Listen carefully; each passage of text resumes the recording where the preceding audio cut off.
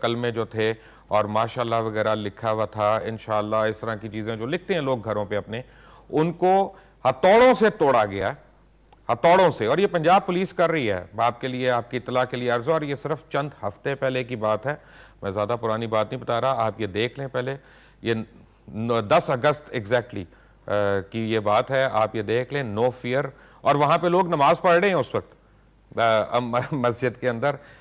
شاید اگر آپ لوگ بھی اور ہم بھی جنون مسلمان ہیں تو ہمیں اس بات پہ صرف افسوس ہی ہو سکتا ہے. میں آپ کو اس کی وجہ بھی بتا دوں گا، لیکن میں صرف اس کا پوچھنا چاہ رہا ہوں کہ کیونکہ 3 مختلف مسالک کے لوگ یہاں پہ موجود ہیں، یعنی ان سے میں پوچھوں، یہاں پہ مارا پیٹا تو گیا لوگوں کو. یہ دیکھیں، ہتھوڑی اور وہ چھینی جو ہوتی ہے اسے توڑا جا رہا ہے ٹائلوں کو، جس پہ ماشاءاللہ لکھا ہوا ہے، اللہ کا نام لکھا ہوا ہے.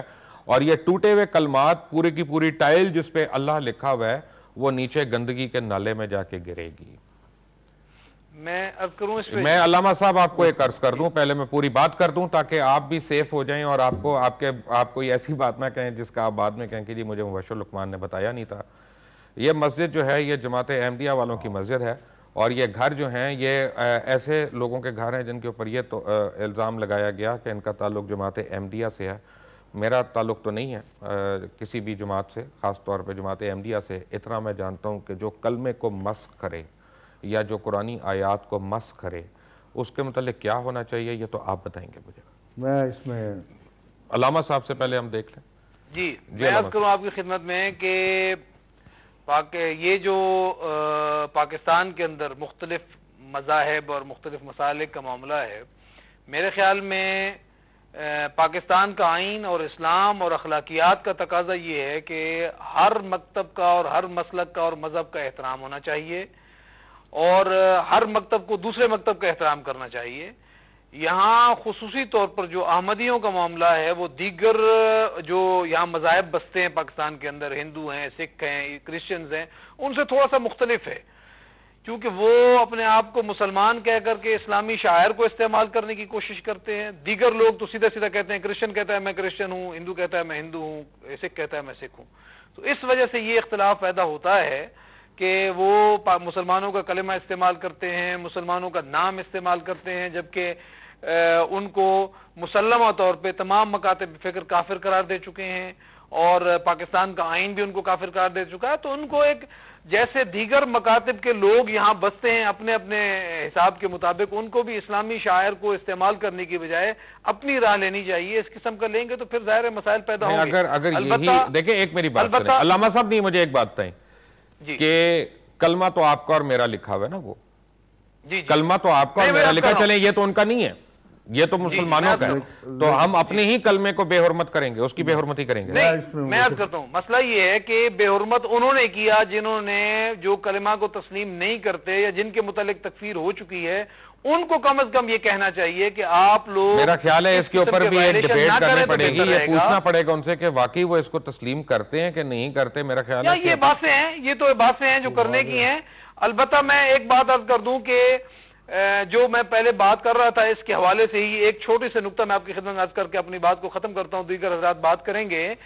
کہ یہاں پاکستان کے اندر ایک بہت بڑی مشکل یہ ہے کہ ہمارے اندر برداشت اور تحمل کا فقدان ہے. جو سب سے زیادہ مسائل جس سے پیدا ہوتے ہیں، یہ میں بالکل تسلیم کرتا ہوں کہ ہمارے مدارس سب سے بڑی این جی او ہیں. یہ بھی تسلیم کرتا ہوں کہ مدارس کے اندر دہشت گردی کی تعلیم نہیں دی جاتی. لیکن یہ میں ضرور کہوں گا کہ ہمارے مدارس کے تعلیم میں یا نظام میں کہیں کہیں نقائص ضرور ہیں کہ یہ حالات پیدا ہوتے ہیں. امریکہ کا جو نعرہ لگایا جاتا ہے کہ ہر چیز ہم امریکہ پہ ڈال دیتے ہیں، یہ بھی بات ٹھیک ہے. وہ جیسے وہ ایک پنجابی کا شعر ہے کہ کچھ شہر دے لوگ بھی ظالم سن، کچھ سانو مرن دا شوق بھی سی.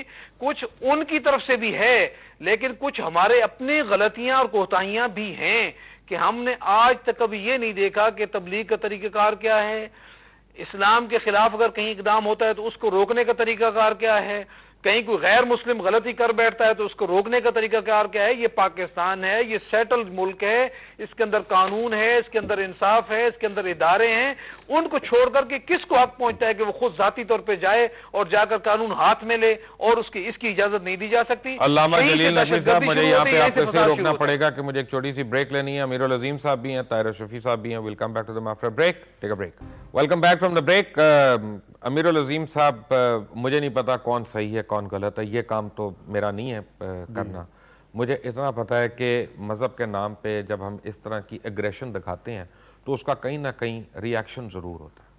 دیکھیے، یہ جو بھی آپ نے ایک پیکج دکھایا، اس میں پولیس ظاہرہ یہ کام کر رہی ہے. اور جب آپ یہ کہتے ہیں کہ یہ قادیانیوں نے اپنی عبادت گاہوں کے اوپر یہ لکھا ہوا تھا تو وہ ایک قانونی کام کر رہے ہیں. قادیانیوں کو اس بات کی اجازت نہیں ہوگی کہ وہ شاعر اسلام کو استعمال کریں. آپ تھوڑی سی ان کو فیور دے رہے ہیں اور آپ ایک خاص پوائنٹ آف ویو سے اس مطلب اپنا نقطہ نظر بیان کر رہے ہیں کہ جی ہے تو کلمہ ہی اور دین کی بات ہے، اور اگر کوئی غیر مسلم بھی کر رہا ہے فرض کر لیے تو اسے کر لینے دیجئے. میرا خیال ہے یہ نقطہ نظر جو ہے وہ ٹھیک نہیں ہے. اس کے ایک دو تین اور پہلو بھی ہیں. وہ یہ ہے کہ اگر آج آپ ان کو اس بات کی اجازت دیں گے کہ آپ اتنا اسلام مان کے بھی آپ مسلم رہ سکتے ہیں یا آپ اپنی عبادت گاہوں کو مسجد کی طرز پر کر سکتے ہیں، تو یہ بات آگے چل کر اس طرح کی بھی شکل اختیار کر سکتی ہے. کوئی کہے کہ جی قرآن جو ہے وہ مطلب میں 20 پاروں والا جو ہے وہ قرآن چھاپ لوں اور وہ اپنے گھروں میں رکھوں. یعنی یہ کال آف فیل کا تضاد نہ ہوا. امیر العظیم صاحب، بات یہ ہے کہ جب ایم ایم اے آپ نے بنائی جس کی آپ اتنی تعریف کرتے ہیں، ایک منٹ آپ سن لیں میری آپ، اس میں مولانا فضل الرحمان وہی شامل تھے جو علامہ ساجد نقوی صاحب اور ان کی پوری جماعت کے اوپر یہ الزام لگاتے تھے کہ یہ لوگ تبرع صحابہ کرتے ہیں، اور یعنی کتنا قتل و غارت ہوا اس کے اوپر. اسی طرح علامہ ساجد نقوی صاحب اور تحریک نفاذ فقہ جعفریہ جو تھی وہ الزامات لگاتی تھی کہ ہمارے علماء انہوں نے مارے، امام باڑوں میں یہ ہوا، مومن پورہ کا ثانیہ ہو گیا. جب وہاں پہ انٹرسٹ ملے، آپ لوگوں کے سیاسی انٹرسٹ ملے، تو آپ لوگوں نے کہا ہم تو ایک دوسرے کے ساتھ نماز بھی ہم نے پڑھ لی، ہم نے تو بیٹھ بھی گئے، یہ بھی کر لیا. کل ایک دن پہلے تک وہ بھی کافر تھے، شیعہ کافر کے بھی نعرے بڑھے ہیں اس ملک میں. جی پڑھے کہ نہیں پڑھے؟